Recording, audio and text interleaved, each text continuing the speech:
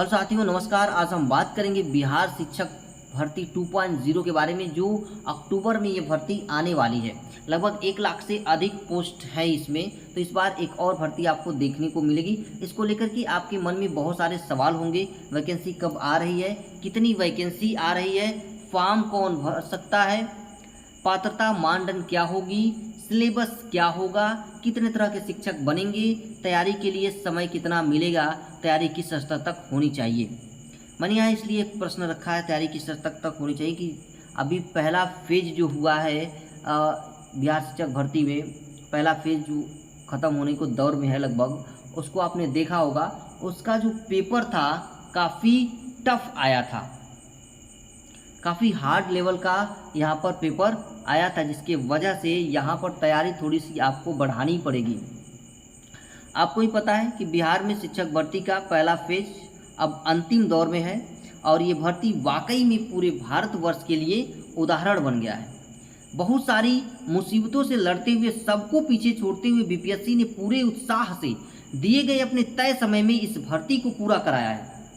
Result इतनी तेज़ी से आज तक किसी भर्ती में नहीं जारी हुआ, किसी भी एग्ज़ाम में इतनी जल्दी डीवी नहीं हुआ जितनी जल्दी इस भर्ती में हुआ है। जाहिर सी बात है कि अगर मन में इच्छा शक्ति रहेगी तो हम कुछ भी कर सकते हैं। जरा सोचिए कि ऐसी ही यूपी में भर्ती निकल के आए, 2 महीने के बाद आपका पेपर हो, 15 दिन में रिजल्ट आए, तुरंत आपकी डीबी हो जाए और 1 महीने के अंदर आपकी ज्वाइनिंग हो जाए, तो दृश्य कितना शानदार होगा। लेकिन ऐसा होगा या नहीं होगा ये तो बाद की बात है, लेकिन आपके पास दूसरा मौका है। कुल मिलाकर के एक भर्ती देखने को यहाँ पर और मिलेगा। पिछली जो भर्ती बिहार में निकली थी उसमें आपको 6 से 8 तक की भर्ती देखने को नहीं मिली थी, लेकिन इसमें आपको 6 से 8 तक की भर्ती देखने को मिलेगी, 9 से 12 तक की भर्ती देखने को मिलेगी। दोनों को मिला दिया जाए तो लगभग 1 लाख से ऊपर आपको भर्ती देखने को मिलने वाली है। 1 से 5 तक इस बार वैकेंसी नहीं आ रही है। तो आपके पास एक बड़ी अपॉर्चुनिटीज़ है, ठीक है, तैयारी करने के लिए। तो पहला सवाल ये कि वैकेंसी कब आ रही है, तो वैकेंसी आपका अक्टूबर में आ रही है। अक्टूबर में ये वैकेंसी आपको देखने को मिल जाएगी।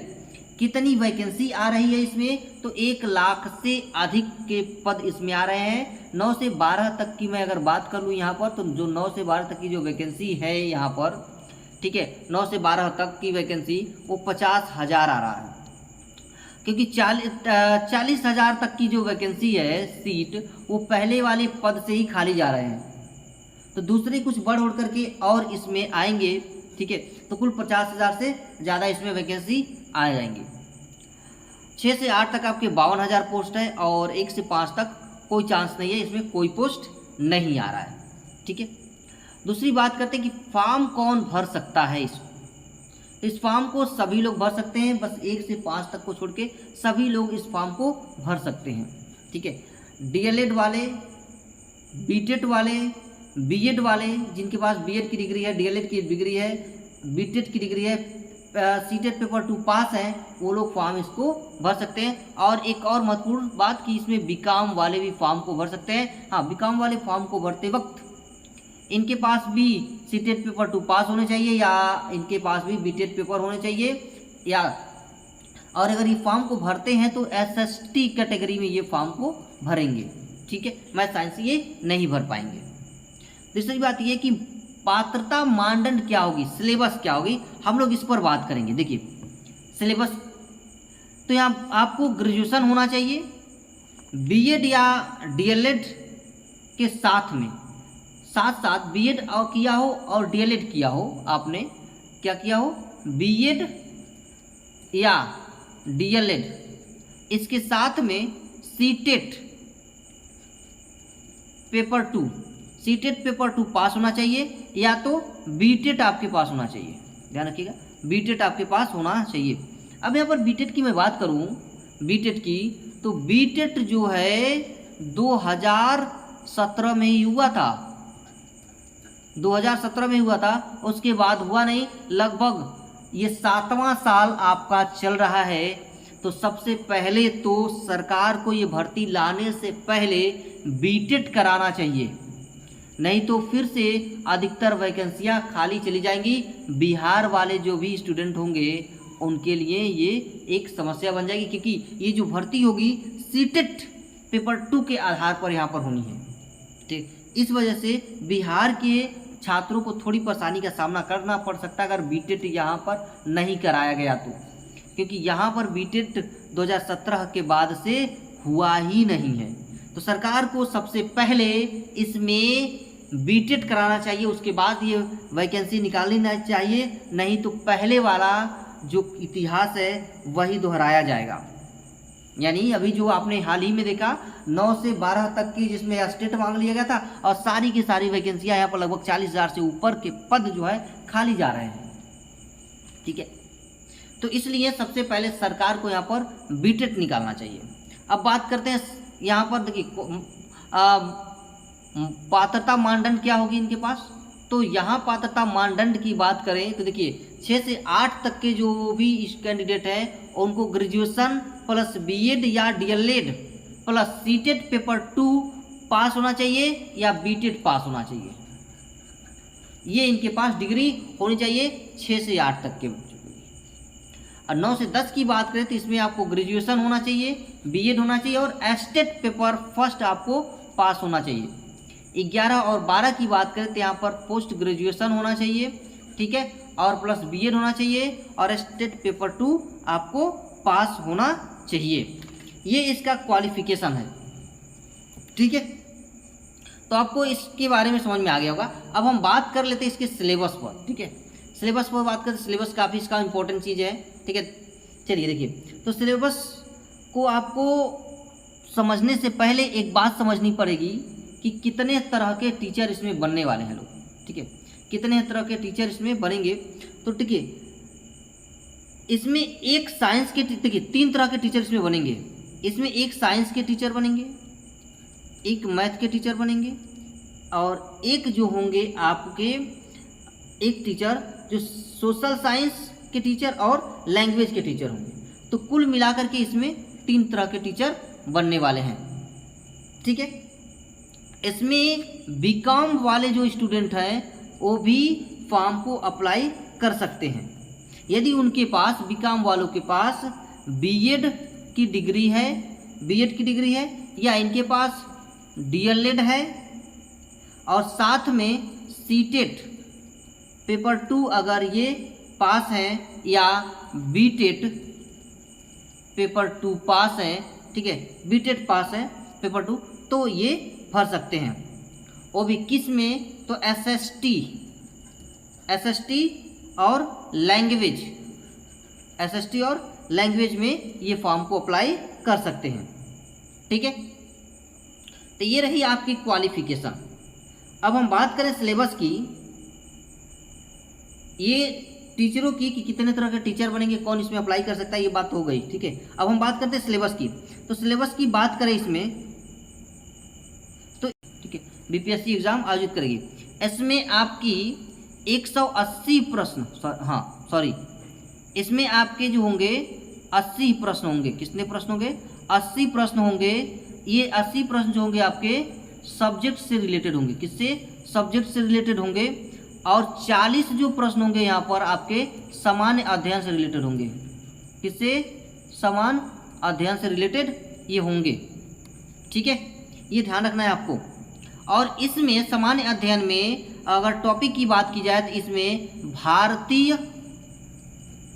भारतीय राष्ट्रीय आंदोलन होगा, भारतीय राष्ट्रीय आंदोलन, और फिर आपका इसमें भूगोल होगा दूसरा पॉइंट। तीसरे पॉइंट की मैं बात करूं इसमें तो सामान्य विज्ञान होगा। इसमें आपका सामान्य विज्ञान होगा। ठीक है, और जीए होगा। कुल मिलाकर के 5 सब्जेक्ट से इसमें प्रश्न पूछा जाएगा। इसके बाद आपके 80 मार्क का जो है वो आपके सब्जेक्ट से होगा। ये तो जीए केवल 40 नंबर में आ जाएगा। ठीक है, यह 2 भाग में सब्जेक्ट बट जाएगा। ये देखिए, ध्यान रखिएगा, ये 2 भाग में क्या होगा? बटेगा सब्जेक्ट।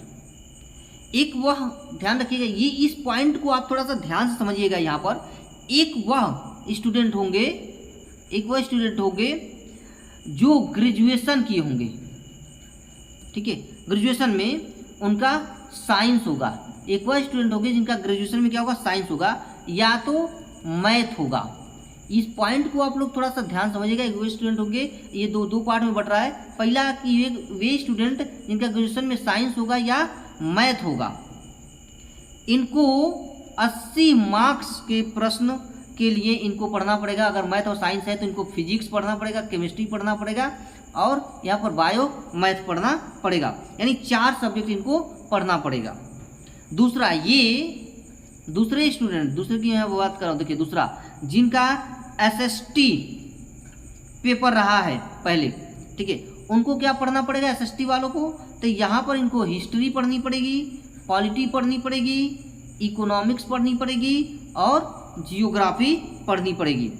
ये 4 सब्जेक्ट इनको पढ़ना पड़ेगा। ये टोटल 80 नंबर के ये भी होंगे, ठीक है। यहाँ से प्रश्न पूछा जाएगा, बाकी जो होंगे आपके सामान्य अध्ययन से प्रश्न पूछे जाएंगे।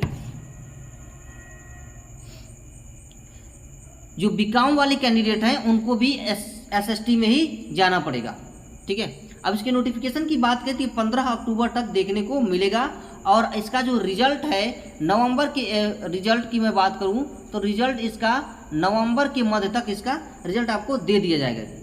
तो आपको तैयारी करने के लिए केवल और केवल 2 महीने का समय बच रहा है। 2 महीने के अंदर ही आपको सब कुछ करना है। तो ऐसी परिस्थिति में देखिए, ध्यान से सुनिएगा इस बात को भी, ऐसी परिस्थिति में किसी भी व्यक्ति का 6 से 8 होगा तो बहुत से ऐसे कैंडिडेट होंगे जिनका 6 से 8 के साथ साथ 9-10 भी होगा का पेपर दे रहे होंगे और 6 से 8 वाले कहीं 11 और 12 का पेपर भी दे रहे होंगे। इस तरह का एग्ज़ाम देना होगा। सोचिए जरा, यहाँ पर अगर सिलेबस यहाँ देखा जाए तो सिलेबस का कितना ज़्यादा प्रेशर थोड़ा सारा वो एग्ज़ाम की तैयारी यहाँ पर कर रहे हैं। इतनी जल्दी एग्ज़ाम जैसा कि हो रहा है, अगर पेपर अभी दिया है और देने वाले हैं तो कितना वो तैयारी कर पाएंगे। यहाँ पर भारी भरकम सिलेबस, यहाँ पर भारी भरकम सिलेबस होगा। जिस तरीके से 1 से लेकर के 5 तक में क्वेश्चन का लेवल आया था ना, इससे नो डाउट कि एक बार फिर से इतिहास को दोहराया जाएगा, फिर लिखा जाएगा। जिस तरीके से चेयरमैन सर बोले कि हमने जो क्वेश्चन बताए थे उसी में से दिए गए थे, लेकिन क्वेश्चन को बहुत ज़्यादा यहाँ पर तोड़ा मरोड़ा गया था। हम उसी तरह से क्वेश्चन को फ्रेम किए हुए हैं। हमारे जो एक्सपर्ट हैं वो सभी क्वेश्चन को इसी तरह से फ्रेम किए हुए हैं।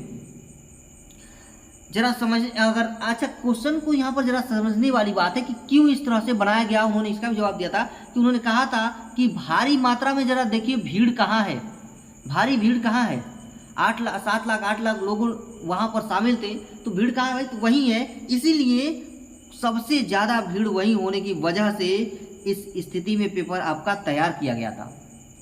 तो अब आपको थोड़ा सा ये ध्यान रखना पड़ेगा। मैंने एक क्वेश्चन इसमें लिखा है यहाँ पर कि जो पढ़ाई का स्तर होगा इसमें, ठीक है, तैयारी के स्तर, इसका जवाब आपको मिल गया। कितने तरह के शिक्षक बनेंगे, इसका भी जवाब मिल गया।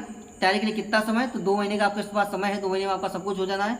तैयारी किस स्तर तक होनी चाहिए, ये सबसे इम्पोर्टेंट मैटर अब है यहाँ पर कि तैयारी का जो मामला है ये 10 तक में आपका काम नहीं चलेगा, 10th लेवल का आपका काम नहीं चलेगा। आपके तैयारी के स्तर को बढ़ाना पड़ेगा और ये तैयारी आपकी अब 12th लेवल तक करनी पड़ेगी, क्योंकि जिस तरह से पेपर आया था उस तरह का यहाँ पर अगर पेपर आया ना फिर से बैक फुट पे जाना पड़ेगा। फिर एक और भर्ती निकालनी पड़ेगी, फिर से यहाँ पर पद जो है खाली रह जाएंगे, पद भरेंगे ही नहीं। इसलिए आपको अपनी तैयारी यहाँ पर पूरी 12th तक करनी पड़ेगी और इतनी भारी भरकम सिलेबस लेकर के आपको चलना है। सर पर बोझ लगे, सोचिए कितना ज़्यादा यहाँ पर प्रेशर होने वाला है, ठीक है। तो आपको अपने तैयारी की धार को तेज करनी है और यहाँ पर 6 to 12th लेवल का सिलेबस आपको पूरा का पूरा तैयार करना है ताकि आप एग्ज़ाम यहाँ पर अच्छे से दे पाएँ। क्योंकि चेयरमैन सर पहले ही कह चुके हैं कि यहाँ भीड़ ज़्यादा है और पेपर का स्तर हमने बहुत तोड़ मरोड़ करके, सब कुछ वही है, बस क्वेश्चन को तोड़ मरोड़ करके अलग तरीके से पेश किए थे हमने। हमारे एक्सपर्ट के द्वारा क्वेश्चन को बहुत अधिक यहाँ पर मॉडिफाइड किया गया था। क्वेश्चन सबने पढ़ा है, बस उसको मॉडिफाई करने की वजह से क्वेश्चन सब बाउंस जा रहे थे। इसलिए आपको अपनी तैयारी जो है आपको 12th तक के स्तर तक करनी पड़ेगी, तब जाके यहाँ पर कुछ हो पाएगा। ये जो वैकेंसी आई है इसमें आपके पास बड़ी अपॉर्चुनिटीज है, इसको निकालने के लिए आपकी तैयारी को 12th तक के लेवल को करना पड़ेगा। ठीक है, तो मुझे उम्मीद है कि आपको सारी जानकारी यहाँ पर मिल गई होगी। इसमें कोई भी क्वेश्चंस आपको बचा नहीं होगा। अगर कुछ भी ऐसा रह जाता है, ठीक है, तो आप हमें कमेंट करके पूछ सकते हैं। तो चलिए आज के लिए इतना ही, मिलते हैं हम लोग नेक्स्ट वीडियो में।